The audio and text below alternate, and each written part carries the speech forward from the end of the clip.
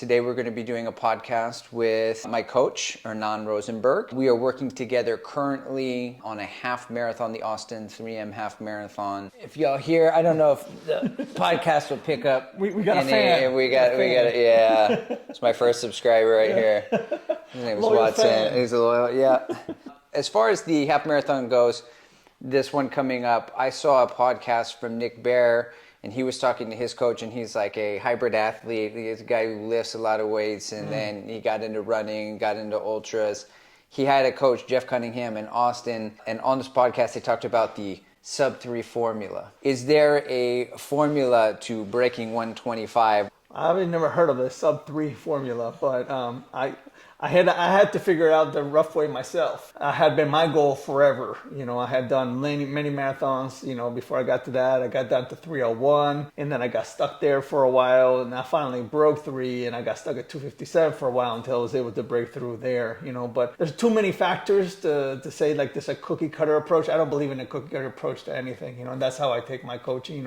As you know, very customized. So I do think there's got to be a very good balance of volume and intensity. I think you can't get away from that. The older the runner is, you have to be more careful with that, as we both know. We're both masters runners, so recovery has to be just as important as anything else there. With younger runners, maybe not so much. But the hangover's gone the next day. They're ready to go. Yeah. Yeah, and they can just run like gazelles, with them young legs, like nothing ever happened the day before. No matter what they did. To give a snapshot, what are not that it matters with coaching on how fast you are as a runner, but what are some of your PRs for 5K, half marathon, and marathon? I am endurance through and through. I have never liked 5Ks. I think I've always been honest with you about it. But the 5K PR that I built up to was a long time ago. It was more than 10 years ago. It was a 16:14. Wow. That's my 5K PR, and 10K PR is a 34:54, and half marathon is 1:16:06. And I'm still holding on to my personal goal there of trying to break that and do a 1:15. I haven't let go of that one. Awesome. And the full is 2:40:16. And I just missed my goal then of trying to break 2:40. And I don't know if I'll ever get back to the full race. Yeah. Awesome. And what marathon was that at? That was 4 years ago, the Grandma's Marathon. Marathon in Duluth, Minnesota. I highly recommend it. What is the number one thing that you hate with your athletes? Or what peeves you the most? I'd have to say maybe people that don't follow through. And I know life gets in the way, but I think sometimes people maybe not sure, of what they're getting into, and then maybe they become less motivated. There's a lot of different factors, but then they're not able to follow through, because you need to, especially if you're getting a coach and you're doing that kind of investment, you got to be sure about it, right? Otherwise, I think you have to be dedicated and committed to it. And so, like, when they crash on race day, is there a little smile, and you're like, "That's too bad. I'm so sorry." No, I didn't see that one coming. No. Yeah, I think you gotta take everything as a learning lesson. I know it from personal history. The other pet peeve would be, just sticking to the plan, right? If you worked at it and it's the right thing to do, even though it's the hardest thing, on race day, especially if the plan says, hold back at first, like you're going to have to. Yeah. It's the hardest thing because you see everybody taking off and you're like, I can take this guy, Yeah. He's got nothing on me, and just let him go is the hardest thing, But if you know that's what's going to work, you got to be committed to it. So what do you love most about coaching? I guess the mentorship of it, and love seeing the improvement in runners, and if I have anything to do with that, some people are like you. You discover a talent, you didn't know you had, just started running in the pandemic, and the times you've already, done, in these just couple of years are incredible. Some people take up their whole lives trying to do some of the times you've already done. But even taking somebody like that's already talented and even get them to be a structured runner, right? And be a disciplined runner and take that to an even higher level. I love that. I don't see it as just like, well, I'm going to write you a plan and see ya. Good luck. Yeah. Let me know how it goes. It's just not my style, as you know. Yeah, absolutely. So I think that would probably have to be the best thing out of it. What I love to see. That and just being a cheerleader, and telling folks, I've been through what you're going through. That's what I love the most, because most of the stuff that the athletes are going through, the old man that I am, I've probably gone through it. All the injuries, the ups and downs, the bad races, good training days, bad training days, whatever have you. I've kind of been there, so I like to instill that in folks that I'm helping. All right. So if you could run with any dead guy in history, who would it be? Dead guy, huh? Yeah. So not Kipchoge, huh? Yeah. Not Kipchoge.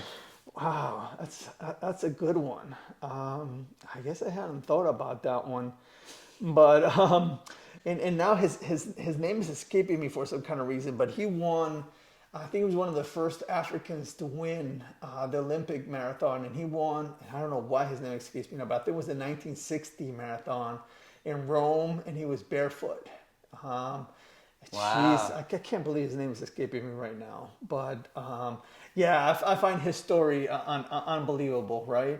That or any of the historic figures. Yeah, Jesus. Yeah, for sure. 100%. I hadn't thought of him. Yeah. But somebody like Jesse Owens, or somebody like that, who just broke so many barriers and created so much history, just being able to like pick his brain for a little bit, side to side, what an experience that would be. Yeah, I think Jesus is probably a men's size 9, right?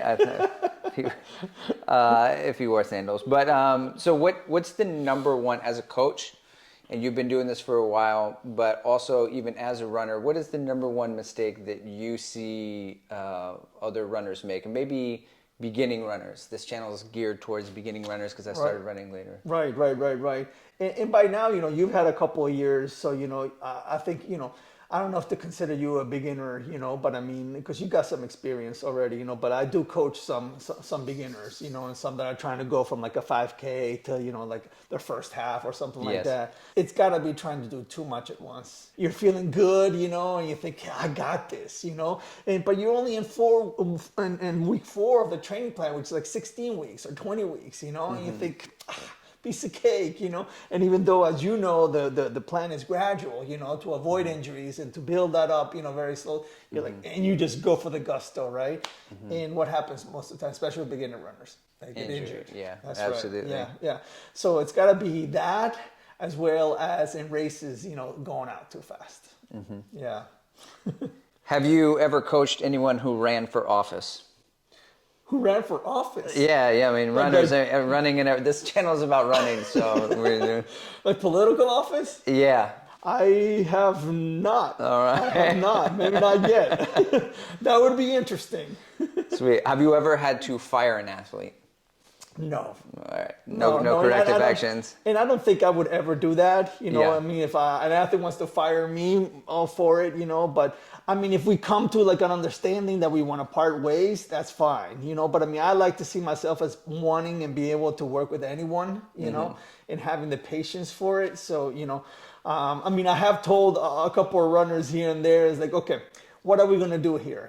Because, for example, I was training one guy who's extremely talented, but very scattered, and he thought he was determined to train for a marathon. We had a specific plan, and all of a sudden he's like, yeah, next week I'm going to do this other race. I said, oh, okay. As part of the training, he's like, no, not really. And I said, okay, what you got?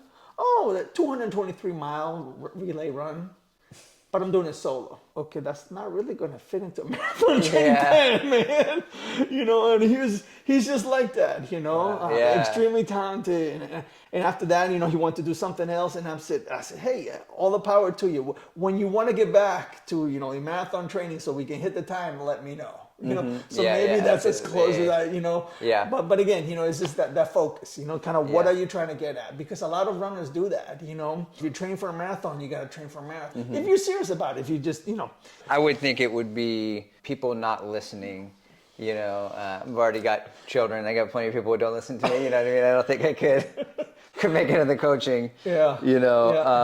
So why do you think it is important for runners to get a coach versus a lot of places have plans, I'll get a Hal Higdon plan, I'll get this plan, that plan. Yeah. So what do you think the benefits are? And there are so many more plans now, so much out there, out in the ether, the cyberspace. There was even like in the plus 20 years when I started, right? I mean, but that's how I started as well, like a training plan from Runner's World, from Hal Higdon, all this stuff that you pick up, Jack Daniels, stuff that you've read as well, right? Yeah. So I don't think there's anything wrong with that, and if you want to start off that way on your own, it really depends on the runner and the investment he or she wants to make. It's a very personal decision. Some people need it because of the structure. They know themselves, that they're just not going to do it if they're on their own. They might have like the training plan that they got downloaded right there in front of them, but they really need the coach in there to be held accountable, right? To themselves. Others are because they feel like with that coaching, so not just the setting up the training plan, but the actual coaching itself on a daily basis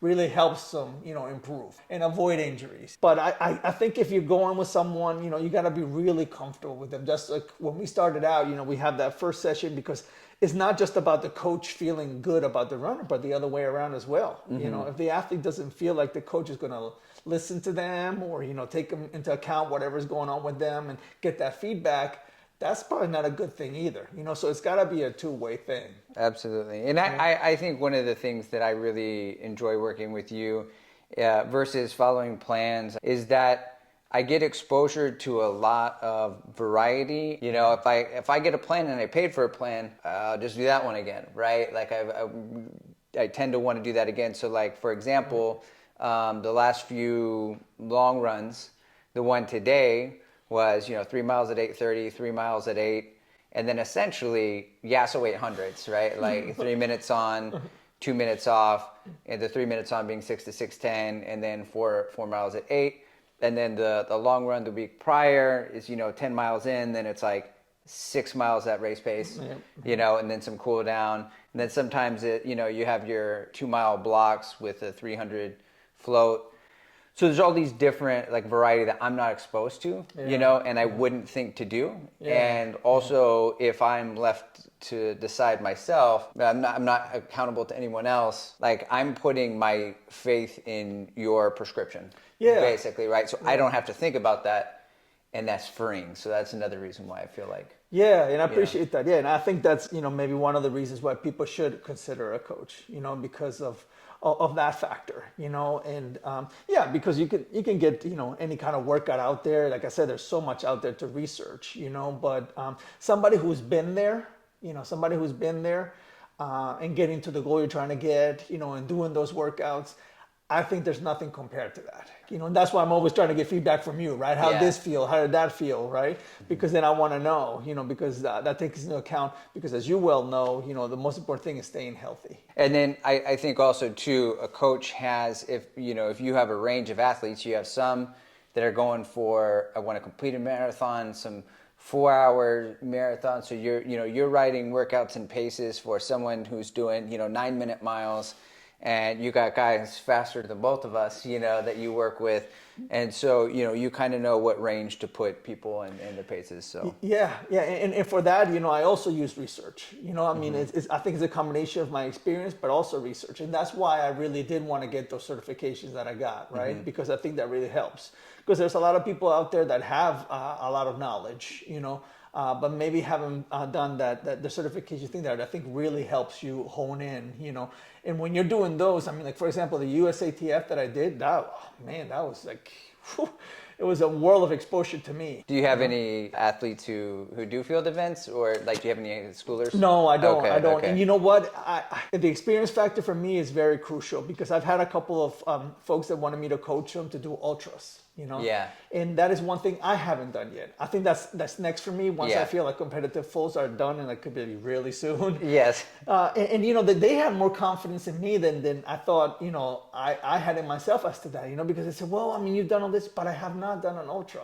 So I feel like if I haven't done it, I probably could coach it, but I don't want that. I want to feel like something that I've done because then I know how it feels. Sweet. Yeah, run to HEB, eat some sushi while you run, you know. Yeah. Yeah, run to the west side, run My, back, my massage therapist is an get a ultra runner. mangonada. Yeah. And she talks about exactly all that, you Yeah. know, pizza and burritos and that. It's like, oh my God, you eat that while you run. It's just such a different, but I mean, again, she does 50 and 100 milers. Yeah. You know, it's just like, Yeah. it's such a different world. It man. is. Yeah, I was listening to Courtney DeWalter. I think it was on the Rich Roll podcast, talking about her engaging in conversation with her hallucinations, which she has in every race, and it does not sound like a good time. It sounds nothing about it sounds like a good time for me, you know. And I like to run. When I picked it up in the pandemic, it was like, man, I just remember flying down the street as a kid, you know, and the wind blowing in the hair, and the little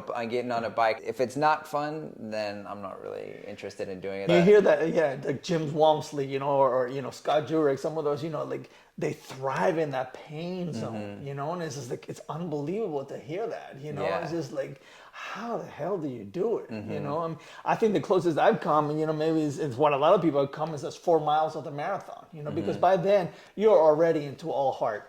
No legs, no lungs, it's all heart. You know, no matter your pace, no matter, you know, I think that's the closest. But I mean, yeah, the way these guys talk about it, you know, like a mile 75, a mile 90, wow. You are a big fan of progressive work. So to break this down, this is like when I'm doing 5K workouts, and let's say I'm doing 800 meter repeats, they may start 310 and then work their way down to 3, and then the last sets will be in 250. And so in progressive long runs, you know, they start at 8:30 to 8, you know, 7:30 down to 6, and they drop. What got you turned on to progressive work? Why do you do it? What are the benefits? Yeah, and I know that's something very unique to me, because I know that, you know, not everybody does it that way. Not everybody believes in that, and that's fine. You know, different things work for different people. I do have to say that that's what has worked for me.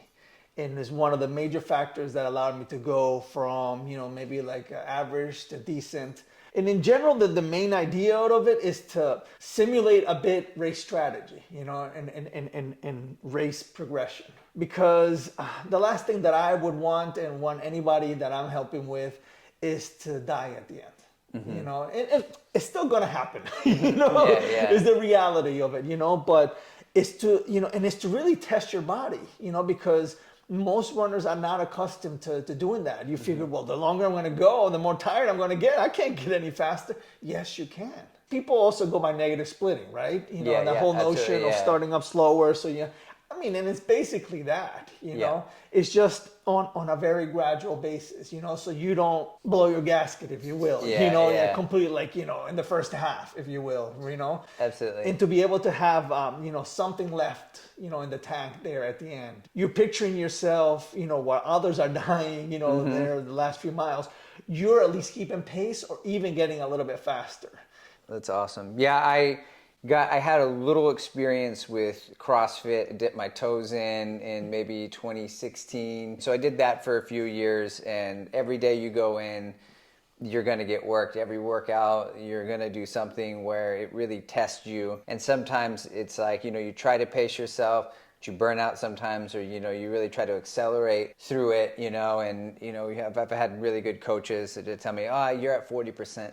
You can do more. Like, it's uncomfortable, but you don't have to put the ball down. I'm like, I don't have to put the ball down. They're like, nah, you can just keep going. And so you kind of get used to being uncomfortable in CrossFit and kind of pushing through and to see what the body is capable of doing. I really like it. I feel like it's good mental preparation. And I'm also kind of like, this goes to my next question. So if I run 2 mile repeats, we just did that one this last week at, you know, 6:45 with a 300 active recovery float, then 6:35, 6:25, 6:15. The end of it, that's 8 miles on average of what my pace will be. And I've already warmed up a few miles. Right. So I'm doing those last 6:15s at mile 11, right? Because I've been doing it. Right. It's challenging. Right, but I look at it and I'm like, oh, I just did 8 miles at a half marathon's only 13, so it gives me confidence. So my next question is, do you feel like you have a good gauge of when you have an athlete who's approaching a race and you've seen their body of work and you're like, they're going to do it? Yes. Okay. Yeah. Or, Yeah. okay. I mean, at a confidence level, right? There's Yeah. nothing guaranteed. Yeah, of course. And as you know, there's so many factors on race day. You know, I mean, Gotta take a dump. Yeah, I mean, that's, whatever. that's definitely one of them, you know. Yeah. But even just the weather, right? Yeah. I mean, you might have trained perfect, and comes race day, and you have starting at 70, 75 degrees with 90% humidity. San Antonio. Yeah. Hashtag San Antonio. For example, or Florida or anywhere. Yeah, In the what South. you can't battle Mother Nature, so you gotta adjust to that, But I mean, all that take into account. Yes, I have felt that. So, By the way, that's how I feel about you for the 125. all right. Yeah. It's good. Yeah. By the way, there is a video for breaking 125. This is going to be the second video. It's a different format because we're doing a podcast with the coach all about coaching, but centered around breaking 125. And then the third video will be post-race. We'll see, do we set the goal? Because the idea is that they say in order to break sub 3 in a full marathon, you first must be able to run a 125 half. So it's kind of like, all right, well, I checked that box, hopefully, and then that's that old formula of the marathon, being 2 times plus 10 minutes, that a lot of people feel is outdated, other people feel, it still works, I mean, I generally still go by it, about that, 2 times the half marathon plus 10 minutes thing. Some people is, plus 15, some is, plus 8, Yeah. Again, that's a different thing. Yeah, and I think the idea is like if you're really fast, so you got a lot of fast twitch, it doesn't necessarily, so you might add a little in those 10 minutes, or if you're just like an endurance monster, in the words of McMillan, you're might be able to just add 5 minutes instead of 10 or something, it's like my 10K is essentially 2 5Ks back to back, you know what I mean? I don't have, the high end speed either, Yeah. I did want to clarify that even though as strong I am on progression, and as you'll see on race day, I'm about continuity and consistency as much as possible. Okay. So the race plan itself, will be not necessarily, equivalent to like the train. So the training is to try to get you to feel as comfortable in that race pace range. Yes. For you, it's been that 620 to 630 for this half, right? But come race day itself, we're actually going to start you a little bit slower, and then build into what we want to be race pace, and then maintain that as much as possible. Absolutely. With the hope that now you're not only able to maintain that, but the last, say, even 2 miles, you feel good enough to even push beyond that, right? But it won't be like going from like 7:30 pace down to like 6 flat, Yeah, absolutely. Like we might, absolutely. Yeah. Yeah. That's cool. Yeah, in my experience last year in March, I did the Woodlands Half Marathon. We were working together. I had some shin splints come up, and so I took a couple of weeks off. So I was originally signed up for the full. We went down to the half, kind of went in conservative.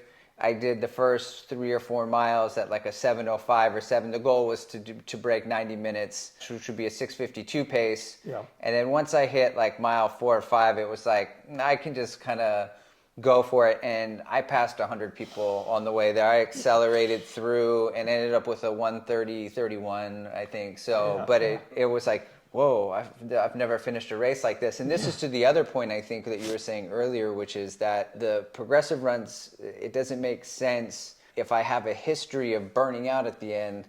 How am I going to feel on mile 18? How am I going to feel late in the race? How am I going to get faster? I'm usually dead at that point. So I can't picture it because I've never really conserved my energy in the beginning to start with. It makes a lot of sense. And that was a great race that you did, considering everything that you had gone through with that. How bad the shin splints were that you got, and that you made it to that start line. So I think you're in a much better position now, for 3M. Yeah, I think so. I think so too. I don't want to say that I've never. Right there. I don't want to say that the run, this week when I was doing, we just did the Yasso 800s kind of in the middle of the long run today, but I was going past, where I was supposed to. I was going a little too fast. Getting carried away with the downhill. And some workouts I'm like gassed and I'm like, I got 2 more reps.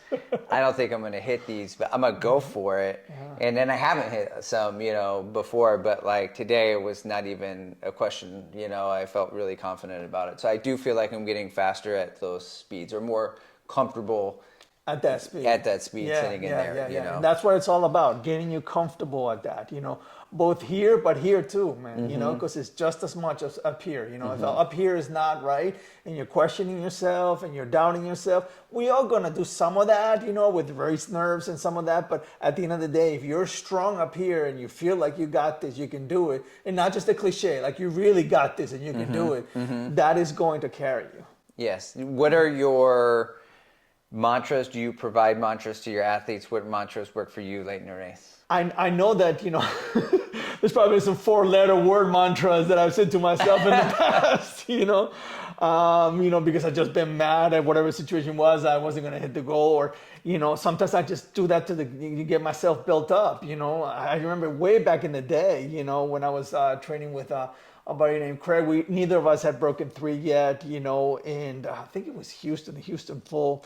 And I cramped up bad, and he cramped up even worse. He ended up dropping out, and it was like around mile 17, 18, and I was hurting, but I got mad. And I got mad, you know, I said, I'm doing this, you know, and of course I didn't even come close to breaking 3, but I finished, and it was still a strong finish. And my friend Craig was like, how the hell did you, because I saw you when you were hurting. I was like, oh, believe me, I'm still hurting now, and these next couple of weeks, it's going to be hell, but I was going to get there, you know. So a little bit of that, you know, a little bit, it's okay to get a little mad, you know, mad that drives you, you know, mad that drives, but especially, again, like I was saying, you know, picture that finish line. You know, picture crossing that finish line strong, you know, like sprinting, you know, that last mile, you know, I mean, you are passing everybody and their mother, you know, and you're feeling good about it. It's not to put them down, it's to put yourself up. Loser, you say that ways, you pass them up, loser, go faster. No, I've always been, you know, like if you catch up with somebody, you know, and they want to go with you and say, come on, let's go, because they've done it to me, you know, and sometimes you help push each other, you know. Yeah. But at the end of the day, you have to be careful about that, you know, because at the end of the day, you're racing your race. Yeah, absolutely. You know, you're racing your race. And I've had that a couple of people where, like, you know, they train with a training partner, and, you know, they feel like they got to go with the partner. Anything can happen on race day, you know. And Sucks you to suck, homie. Yeah, you got to run your race at the end of the day. You know, you'll see each other at the end. Yeah. But it's all about that, and you see that, you know, whether it's, you know, like a phrase you want to say to yourself, but I mean, just the strong, being strong in the head about it, you know, being strong in the head that you've got this, you know. And some of them, as simple as that, this is what they tell themselves: you've got this, you know. Yeah. You've got this, and your legs are telling you something else. And believe me, that's what I felt at Grandma's. You know, even though I set a PR there, I just missed my goal, right? I was trying to break 240 at the 240.16, and I had 2 friends that passed me right at the end. And believe me, my heart, my legs, my lungs, everything was a go with them. And I tried, you know, but I wasn't going to give up, you know, and I was just, you know, I was just slowing down just enough. I didn't hit the wall or anything, but I was just slowing down just enough to just not hit that goal. Is a 240 marathon a 5:59 pace, or what is that? 240 marathon was a 6:06 pace. 6:06. Yes. Wow. Yeah, 6:06 pace. Very fast. Yeah. Yeah. For the record, how I met Hernan was at a local 15, 30K race. It's a loop, so you do it twice for the 30K, once for the 15. You know, I barreled down the hill with the 6-minute mile to start. And then, you know, I knew that I was just going to ride the hill down. And then a couple guys get in front of me. And then he's kind of behind me. And then, you know, I'm messing with too much. I've got, like, you know, hand gels, all this stuff. He gets in front of me. And in the back of his shirt, it says, "Coach." I was like, all right. So I'm just, right there. I'm just following him, you know. I'm just going along. Around mile 7, we go up this hill. And I see this dog tearing down right at me, and in the Texas Hill Country, so I hop up onto a mailbox. I get off the mailbox, you know, the dog just starts barking. He's fine. I wait till some other runners come up, and I go down, we come back, and then I get to the end of the race, and I look around, and I don't see him. You know, I was doing the 15K, and it didn't occur to me. I asked him later, it was like he kept going. So he did a 30K faster than I was doing my 15K pace. And so then I asked him about, hey, did you see that dog? You know, and then I guess you saved some 4-letter words for lucky. him. Yeah. Threw some words at him, you know, barked at him first. Yeah, took a chance on that. You never know what's going to happen. Yeah, and then I think you took down a buddy. But I mean, there were really some fast people. One of the things that I noticed, there were 2 women running also, that I thought I was beating them. I was right there. I passed them in the last mile for the 15K. I was trying to pass everyone, and they kept going. Right, so they were extremely fast as well. What I noticed when I was trying to catch up, I was flailing about trying to catch up to them, is that they were just like fluid or smooth. Do you have any running cues or things that you would suggest to help somebody who's trying to focus on their running form, or any tips for that? Yeah, so this is a hard one, right? Because I mean, so the coaching certification stuff does come in there, and there's like the recommended stuff. But I say that all with a big caveat, because it doesn't necessarily work for everybody, right? Mm-hmm. But the recommended one is to have like a natural arm swing at about 90 degrees, right? Mm-hmm. And you're almost thinking like the tips of your fingers are going to go right, right by your thigh, right? So, and your shoulders relaxed, so many of us like that, and you gotta relax the shoulders. So shoulders relaxed, the arms relaxed, not swinging, not over swinging and not under swinging either, but again, everybody's so different about that. Mm-hmm. And I'm careful about that, because I don't necessarily want to change somebody's natural running style, right? Mm-hmm. I mean, if they're open to that and they feel they can try it, and it helps them, great, but it can also go the other way around, mm-hmm. So you gotta take that with a caveat. Now, one thing that I do recommend, is some breathing, during mm-hmm. the race, and I think that does help, and it's some basic stuff, especially if you're noticing some heavier breathing, which you're probably going to get towards the end of the race, no mm-hmm. matter what, reflected in the heart rate, right? So it takes some deep breaths in through your nose and easing through your mouth, so. Just some simple ones, but not forcing it either, because you're already going fast, mm-hmm. so just very easy, but again, I mean, you see this, world-class Ethiopians, and Kenyans on TV, and by what we're taught, their running style, their running form is horrible. I mean, their arms are flailing, they're going across, mm-hmm. and I remember when I was starting out, and I was my first coach, because I was getting taught about the running style and the form, like, but what about that? And they're like, don't pay attention to them. Mm-hmm. I said, okay, Is there a reason why you prefer the week-to-week versus hacking out like a 16-week plan or a 12-week plan? Yes, absolutely. I'm glad you asked that, because that's kind of how I started out at first. I thought I was doing the right thing, being well organized, and kind of developing the whole 12-week or 16-week, whatever it was, out from the beginning, But what happens is life gets in the way, as we talked about, right? Mm-hmm. Training has to change, right? So the schedule has to change. Your training plan has to change. So I think by going flexible, on a week-to-week basis, you're still going to get to the same end goal, but you can adjust better, Mm-hmm. And even most coaches that I talk with, even if they do two things, so they'll ride a full one out, but they're still giving their athletes the weekly one, mm-hmm. because you don't want the athletes to get ahead either. Absolutely. Because they might think, well, this is what I got to get to, so and their mind starts going ahead. You need mm-hmm. to focus on what's the week ahead of you. Mm-hmm. Take it 1 week at a time. So, and I think that really helps, as we've seen it, right? Yeah, absolutely. So you need to adjust, for whatever reason, kids, family, travel, injuries, work, exactly, travel, So I think the best way is to do that, on a week-to-week basis, so then you can adjust, because you don't necessarily even have to adjust for that week. You may need to adjust for the week after that, or maybe a couple weeks out, right? Mm-hmm. So for flexibility-wise, and I think also for the betterment of the athletes, mental stability, I think it's better that way. No, I will overthink things and overcomplicate things. I kind of like it. It's there. I know that if we do like a really big long run on Sunday, it's going to either be a rest day or some cross training on Monday, so it's going to be light, and I'm not really worried about it. Like most runners, we kind of fit everything in the margins of our lives, to get up and to do it. So if someone is looking to work with you remote, like let's say they live in California or Florida, are you available to do Zoom or work with them and train from a distance? Absolutely. And I think that can work just fine these days, with the technology we have, Maybe back in the day that would have been hard, Oh yeah, it was like a phone call, But yeah, and I do that already. I Okay. used to live in the New York City area, Okay. and I have a buddy there, who I'm helping, and I helped him in the past, and now he's going to gear up to do another half. He's just starting in next week actually, and I work with him, So yeah, Okay. I'm more than willing to do that as long as the person, who's far away is also comfortable with that. Okay. And how can people find you?